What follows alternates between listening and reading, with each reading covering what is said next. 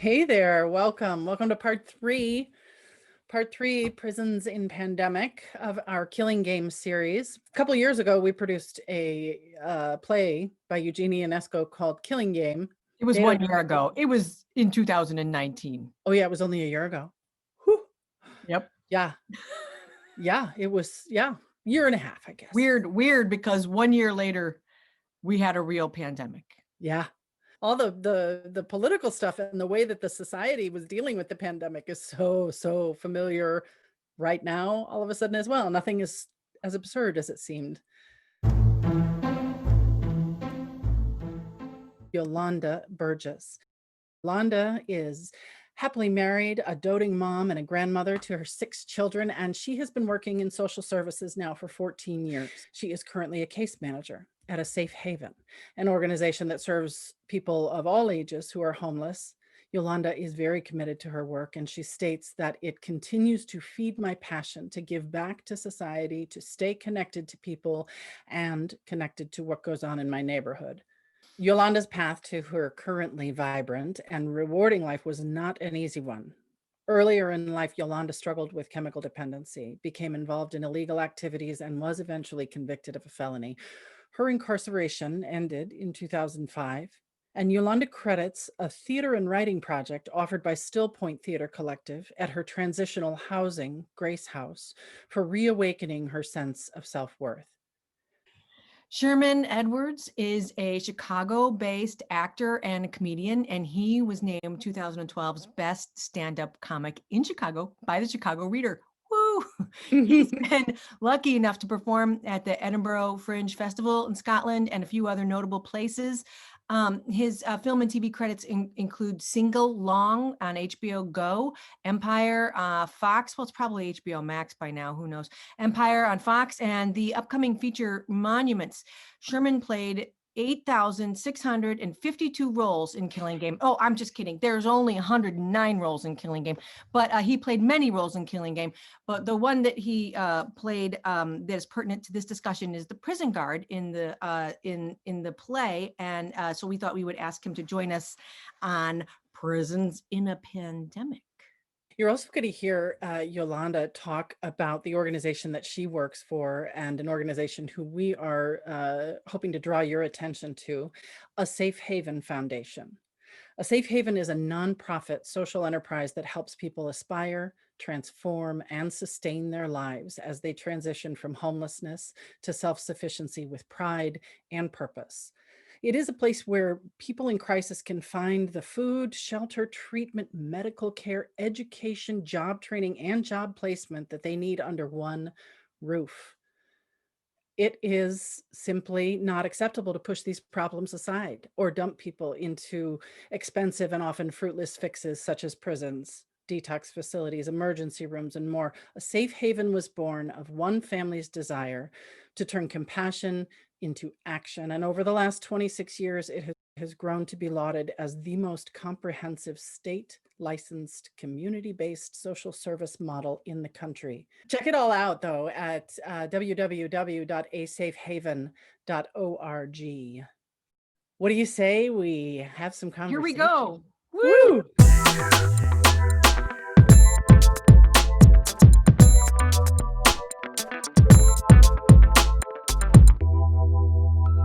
Hi, everybody. Hi. Here's Dado. Sherman. Here's Yolanda. Hi. Hey, Dado. Hi.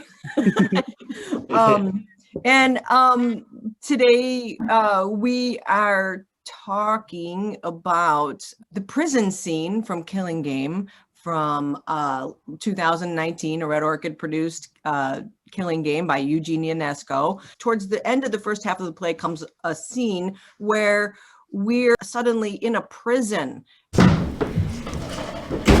filed through the first 2 bars. Now all you have to do is give a little shove and we're set, and we'll make it through the window. Drop right into the moat, which is filled with water.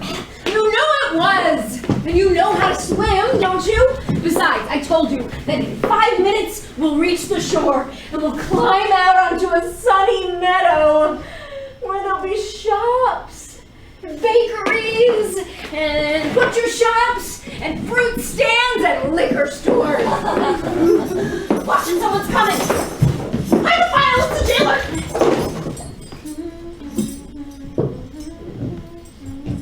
All the gates are wide open. I didn't close the door I just came from, and all the other doors aren't closed either. I know you two are planning to climb out the window. And I know you've got a file. Don't bother going to all that trouble. We're all prisoners now, and the jail's a lot more dangerous than this one is. Hey, if you're talking about unemployment, I'm not worried. I'm not scared of fire or water. It's not about that anymore. Hey, don't pull that stuff with me. She might scare easy, but you're wasting your time with me. She gets cold feet sometime, not me. The guards who are at the gates are dead. What's that? Who got the guards? Well, why didn't you get other guards to replace them? Oh, they've been replaced all right. By invisible guards. Hey, are you making fun of us or something? No, that's not the way I do things. The disease is everywhere in the city. It's crawling to the gates and walls of the city, which are closed and guarded by soldiers who could die any moment, instantly. The doors to the city wouldn't be reopened anyway, because the guards outside the city won't let anybody go out. Well, the city within its limits is good enough for me and me. At least the guards outside don't have anything. At least not yet.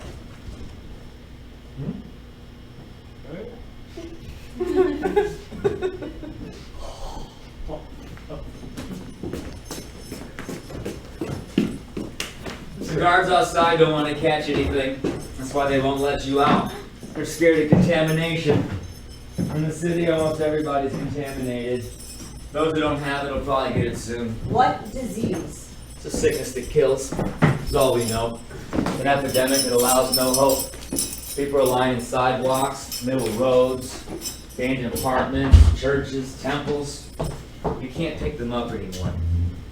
Even the undertakers are in danger, and they had vowed not to get sick. Imagine, they had sworn not to get sick. They thought they couldn't get it.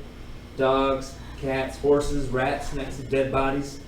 Since Monday, 30,000 new dead bodies. Men, women, children, animals. 30,000 since last week. Twice as many. And there'll be 3 times more next week. No way. You're lying. You're trying to scare us. Yeah. That's it. It's a lie from the administration. Go out and see for yourself.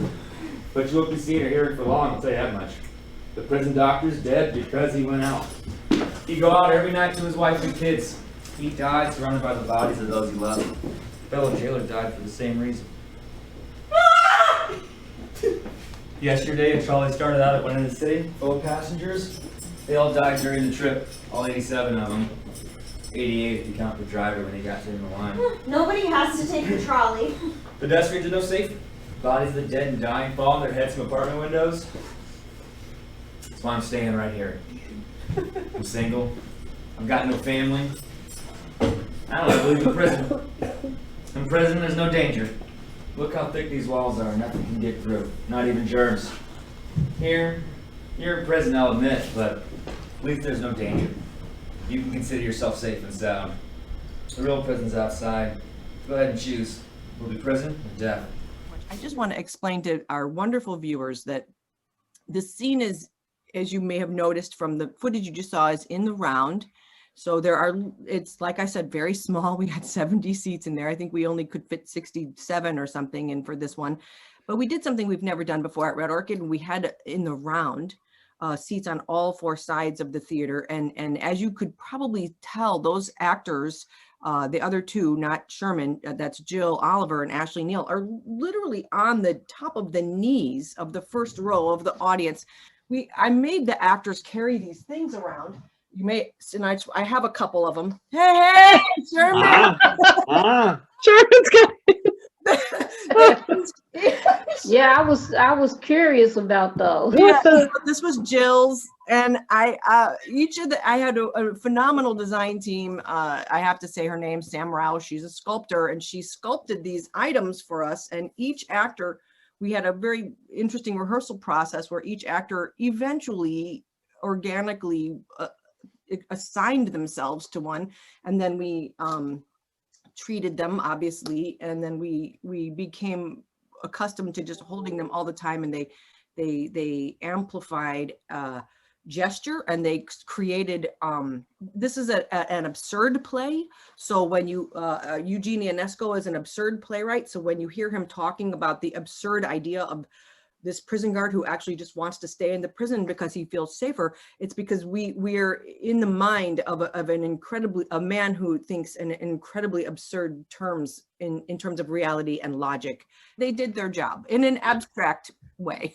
Yeah. Okay, because I was wondering, I'm like, is it a symbolism? I mean, are they representing something? But it's just that it was just up under the umbrella of absurdity, right? Correct. There They wasn't a did. Pretty much. symbolism.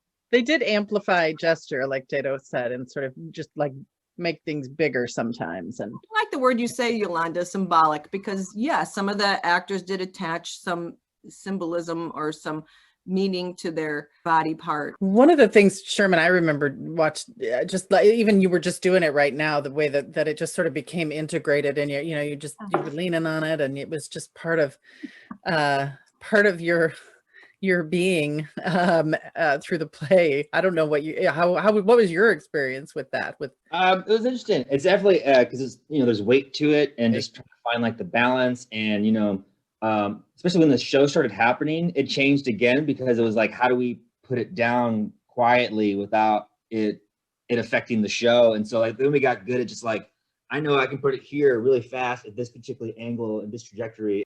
It'll have its balance. It's not going to fall. But during the show, like depending what scene it is, it's an extension, like some of you said. Other times it's its own separate thing. Sometimes it's another person. Sometimes it's my wife that's about to die. Sometimes it's my rifle. Sometimes it's an extra limb.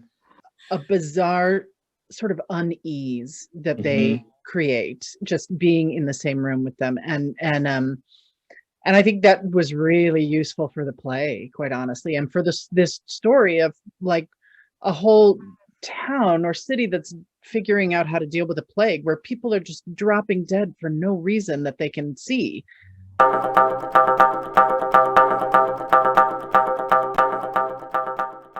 And so I was trying to help the audience like feel some strange, I don't want to say absurd comfort, but they needed some common denominator. And the notion that people are just dropping dead as absurd, and people's reactions in the context of the play being absurd, whether on the street or in the prison, and those things don't feel so absurd. I was just gonna say that, like it was so weird when we were doing it, but it's not weird at all now. That's what I'm trying. That's why I wanted to do this panel, because I was like, this isn't weird. After the plague, after our virus came out, every single cast member from the KILUNG game texting me like, Dado, like literally 1 year later, the play came true. And y'all know what those body parts were putting me in mind of when I was watching that piece? It was like it is where we're at now with the plague. It's like with the COVID, like it's something we have to embrace it. We have to be attached to it. It's all around us, in every aspect of our life. It's affecting us. It's there. We have to embrace it, let it attach to us, attach to it, because it was affecting every part of our lives. And then like with Sherman, he had to make it a benefit when he leaned on the prop and everything. He had to make it a benefit. And with COVID, I was just thinking about, we had to have the inconvenience of, the benefit of it was working from home, but at the same time, surviving with that, it just made me think, oh, those body parts, that's COVID with me right now. Yeah, and exactly. And even though I am not like in my home, I'm not, in a jail or anything, but I've experienced some really strange moments of isolation that make me think about this scene and what people who are in a cell or incarcerated in some way, how their mind works when there's a social or public health crisis, or what the mind might do.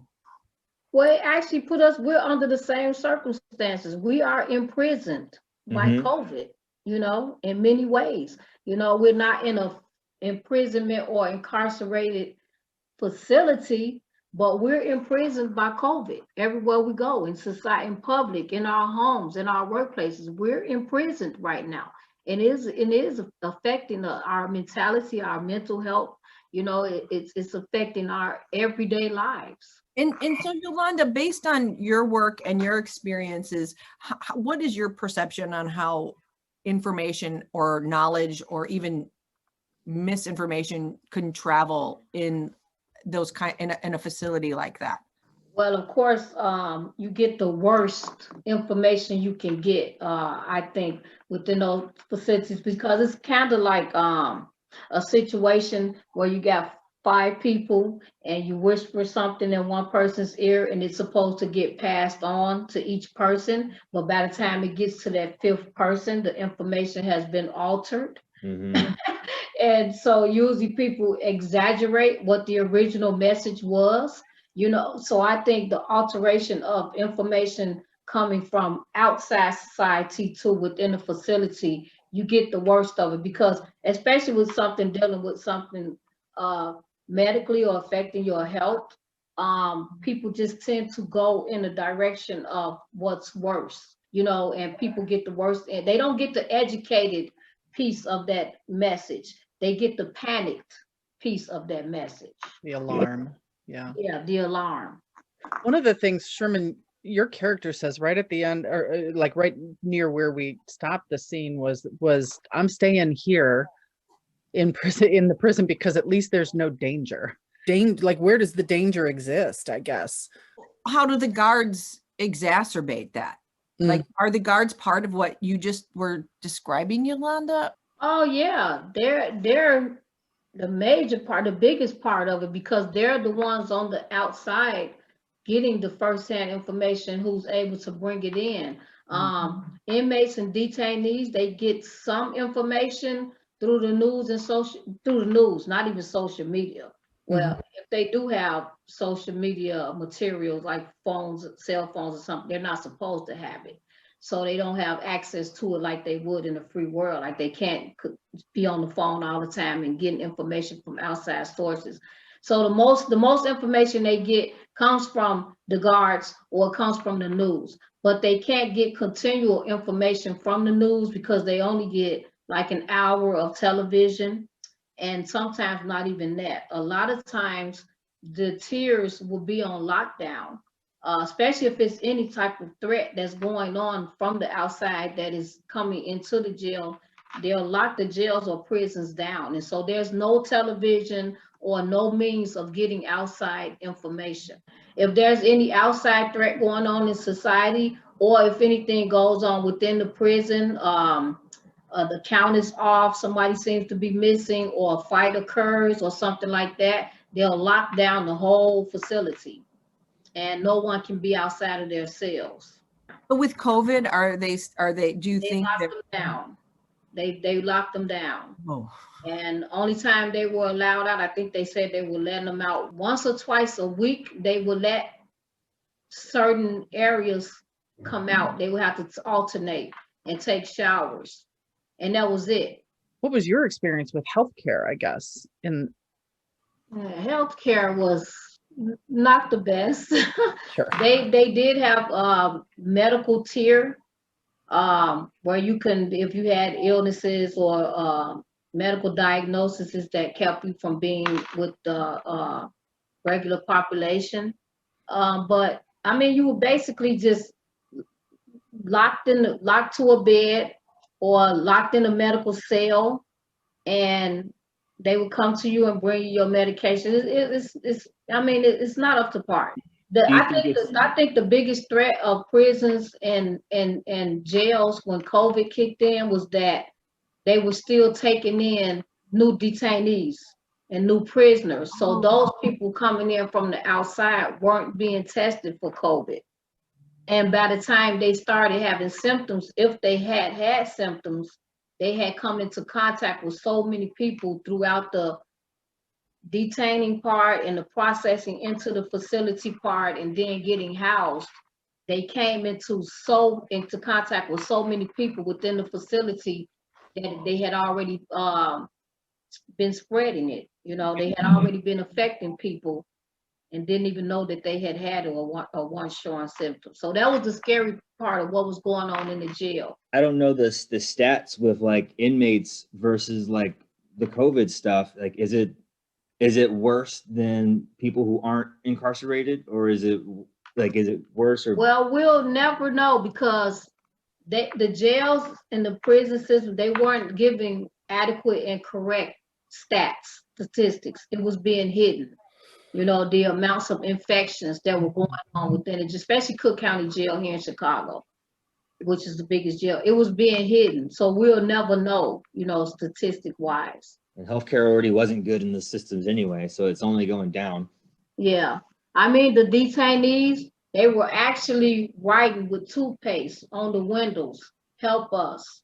Or they were communicating with the outside world, you know, through writing messages on the windows, begging for help. And few people that had cell phones in the jail, they did go live and they let them know that people were dying. Because like every day people were dying in the jails. I can't imagine with whatever resources the medical tier might have, what your COVID treatment might be if you are imprisoned and you've contracted COVID, you know, and there wasn't any.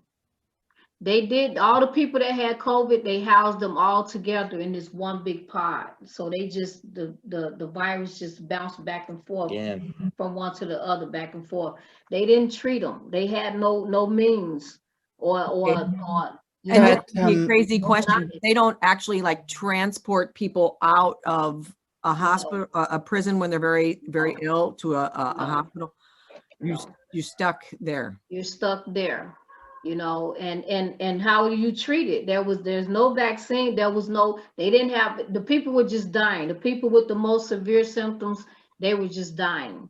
They didn't have ventilators. They didn't have anything to keep those people alive, you know, at all. No means.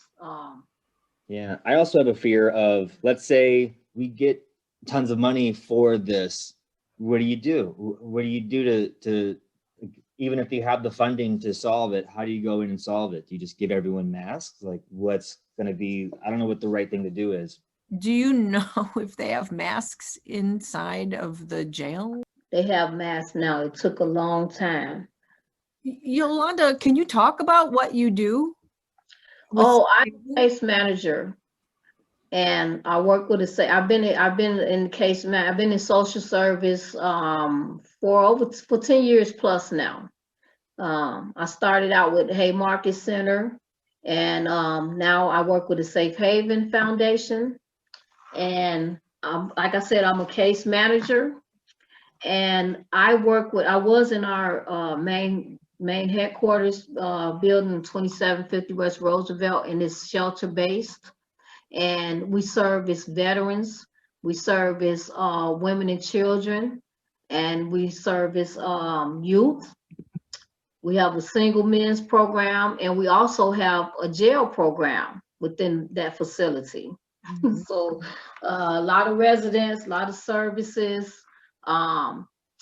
We have people that are fighting cases at the Cook County Jail, and they come to our facility with a house arrest band on their leg, a monitoring device, so that they can get, like mental health, substance abuse, counseling, mental health therapy, and just other services that they need, instead of just sitting at the jail on dead time, you know. Rarely those resources are actually provided in the prisons. Very rarely.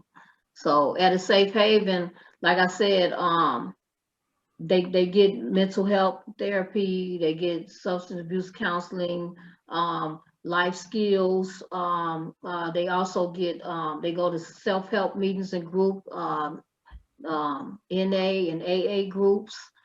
They work with their case manager to do goal, 2-year goal, then they do the 5-year goals. And if they finish with their charge and they don't have to continue to be incarcerated or get sentenced, if they get off on probation or something like that, then they get to come back and be in our facility and eventually get housed. because we have a permanent supported housing program also. And a vocational program too, I believe, Yes, yeah? vocational program, job trainings. Safe Haven has a landscaping company. They have a catering company. They have a pest control company. Like, and they hire the residents or the former residents. You are to busy. employ them. Yes. Yeah. Very, very busy. Is it your perception that there are less people incarcerated now because of COVID-19? I would say that. I would say that. But of course, with COVID, we got more people homeless now that otherwise would not have been homeless because of loss of employment, and just circumstances. COVID just brought about circumstances that it broke up families, families that were living together could no longer live together. Oh, we also have a COVID recovery center inside the facility now. Really? They Wow. one area that we used to rent out to CHA, and CHA moved out and they took that area and they made it a COVID recovery center. So people who have no place to isolate or continue to quarantine while they recover, they can come there. It addresses something that came up in one of our other conversations, Dado, about so when a stay-at-home order comes down and no home exists, what are the resources? How do you? And I'm so grateful to know that a safe haven is able to provide some of that. Everybody's working hard right now. Everybody's putting in extra work, especially our mental health team, and I give kudos to them because they are almost every resident is having to have mental health sessions at this time. One of the things that excites me about community programs like Safe Haven is that they're like directly addressing a problem or some big mistakes I feel like we've made for years in dumping people with problems, for lack of a better word, into emergency rooms or jails or places that aren't addressing the problem. If these community services exist and can expand, I mean, there's clearly more demand, then we start with addressing the challenges, the problems that are at the, I guess, at the things at the root of it, and like providing mental health services so that somebody can stay on their medication or get the therapy they need in order that they can, hold a job and or just even interact with family or, hold a home, be able to maintain their house. Yes. And it is so rewarding. The reason why I've stayed in the field for so long, because it's just rewarding to me and priceless when you deal with so-called thrown away society, and you see this mother who reconnects with her children, or at one time even lost custody of them and regains custody of them, reconnects with her children and rebuilds that bond with her children, and see that family start over again, and that mother actually, learn how to be a mother again and take care of her children, not just be with her children, but take care of her children, physically and mentally. And then, obtain housing, and actually be a responsible person who pays their rent, pays their bills, gains employment and works every day and comes home to a normal, regular household, and lives the life of a regular mother or parent or father, and once upon a time, these people were living under a bridge or, just sleeping on a sidewalk somewhere, to go from that, to being housed, having an apartment, paying rent, paying bills, being a responsible, functioning member of society again. To see that, is just so rewarding to me. And this is our clients, the lives that we see transform, and the part that we play in that is just I can't even explain it. You know, it's priceless. It's Is priceless. there anything being done about like society removing the stigma of being incarcerated? Because if you're incarcerated, you paid your debt, but like for some reason, like you're not treated as such if you have that mark.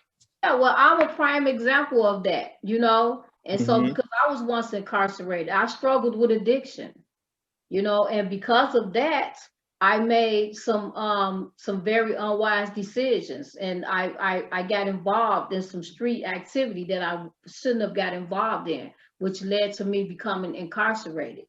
I wasn't, you know, I wasn't out carrying guns and being violent, you know, and attacking people, breaking houses and things such as that. But I got involved in some street activity, you know, and they sentenced me to 3 years of prison just because of that one arrest. So I had been working all my life and everything. I had worked for the Board of Education. I had worked in daycare centers. You know, I was a productive, functioning member of society. So that experience changed my life. But during that incarceration, you know, it opened my eyes. You know, I experienced a reawakening. And when I came out of incarceration, I started advocating. I started speaking out about my incarceration experience. And then I started working with Steel Point Theater while I was at Grace House. I ended up meeting Lisa Wagner, and I got involved with Steel Point Theater Collaborative.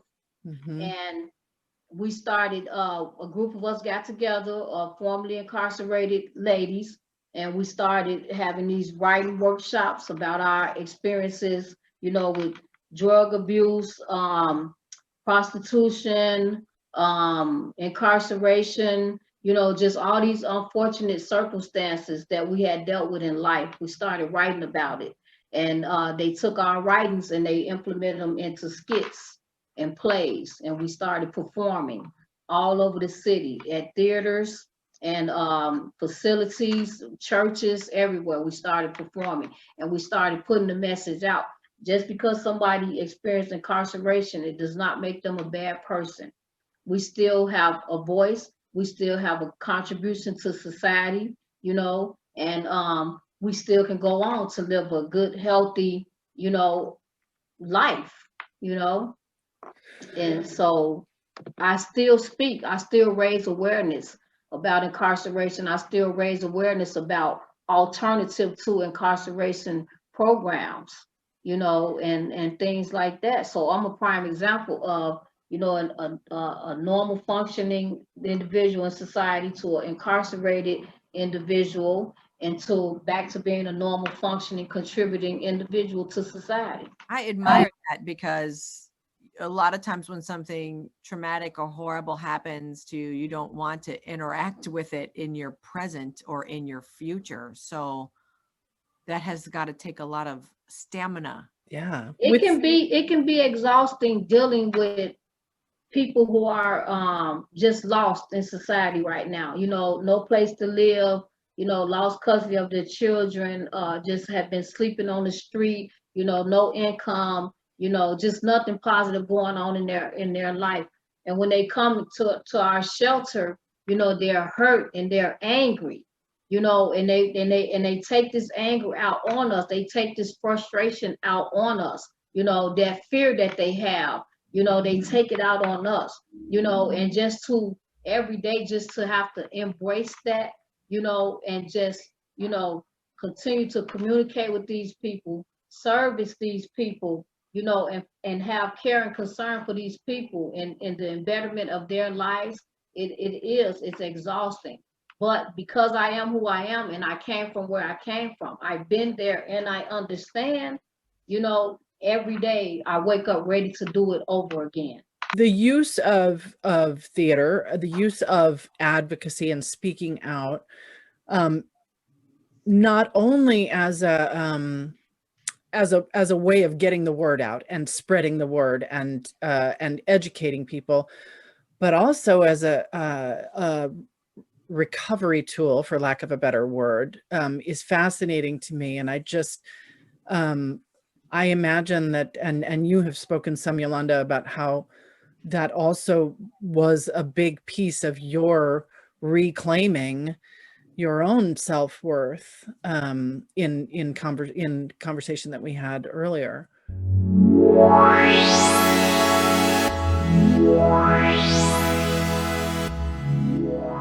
I'm really in awe of this kind of, you know, reconfiguring a horrible series of events and making it into a life that impacts other people so positively.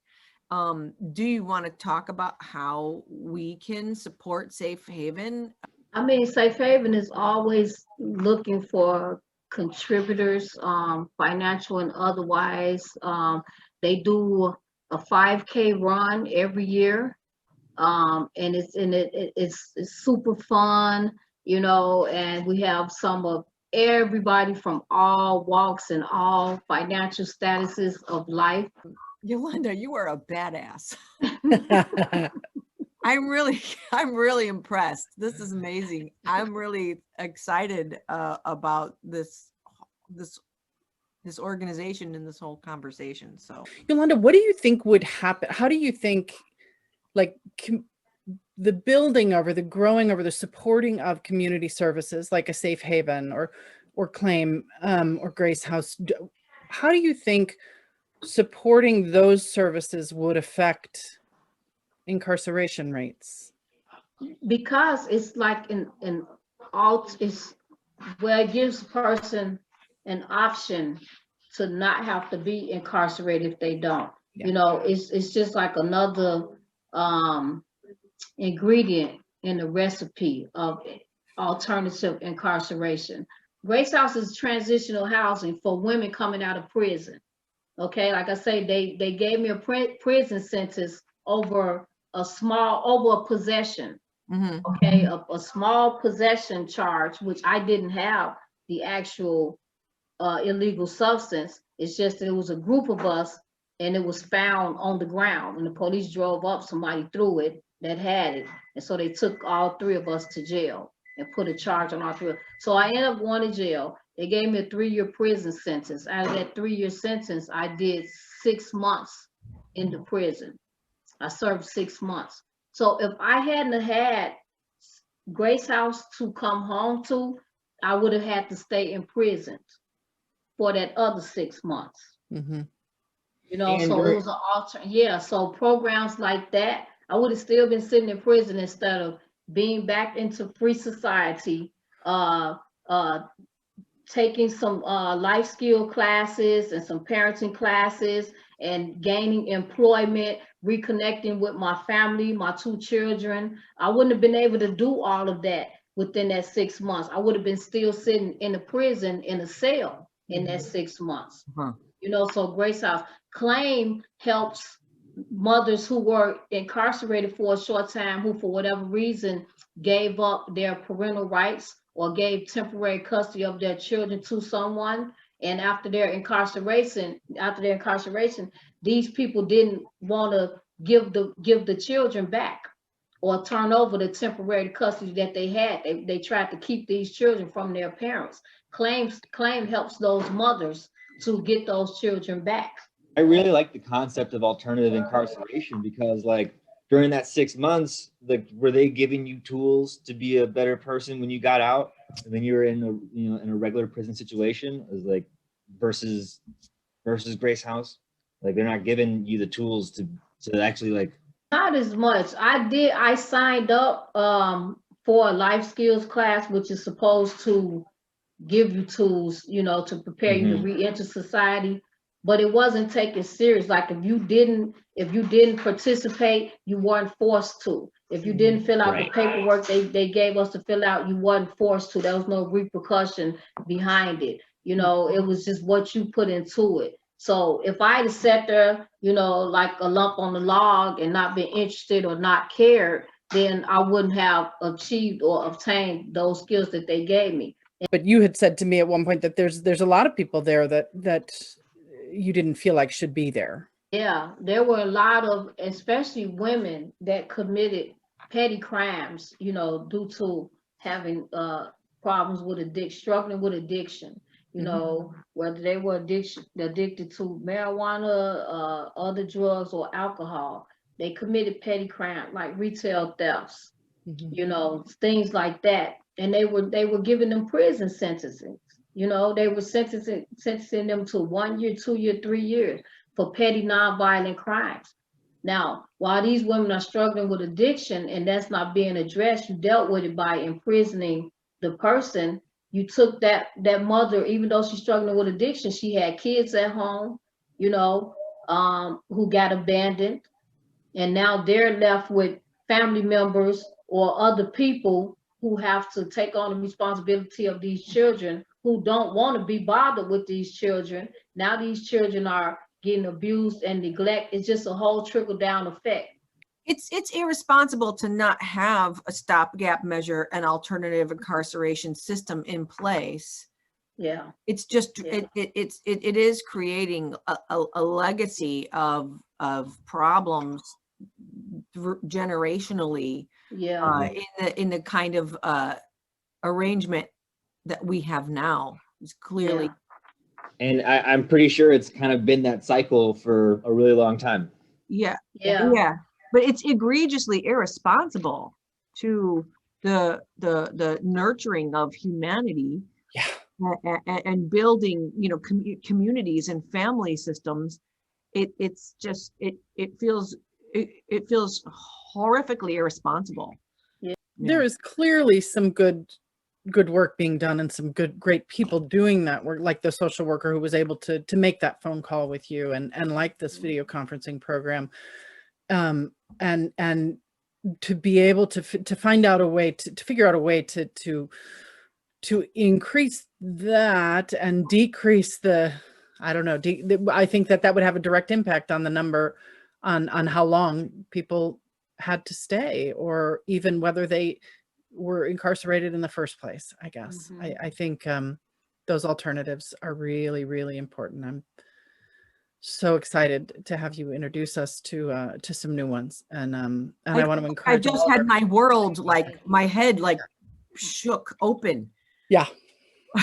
Yeah. Mission accomplished. Right?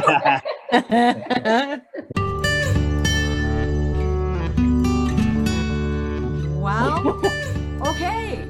So, oh man, this is an incredible experience for us too, because we don't get to make plays right now or be in a space together building performances. So I want to thank you all for joining us, and what an impressive organization. I'm really blown away by Safe Haven. This is my understanding of the history of this organization. It was started by a couple, just two little people, and that the need was so great it just exploded. And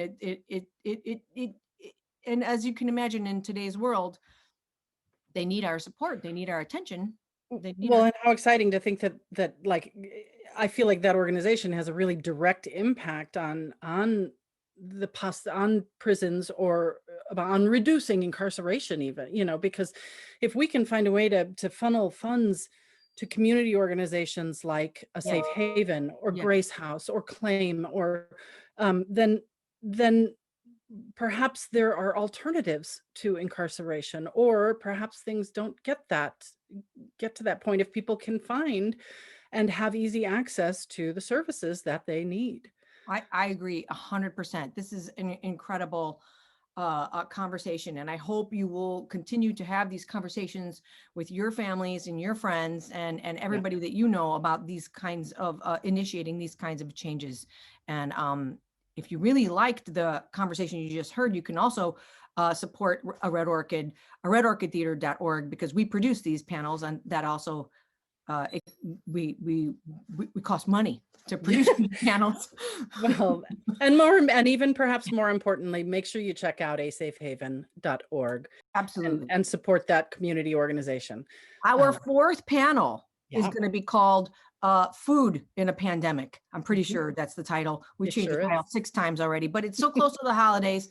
The final panel is going to be about food, and we hope you'll join us. And we're so excited to film that one coming up soon. Right, Kirsten?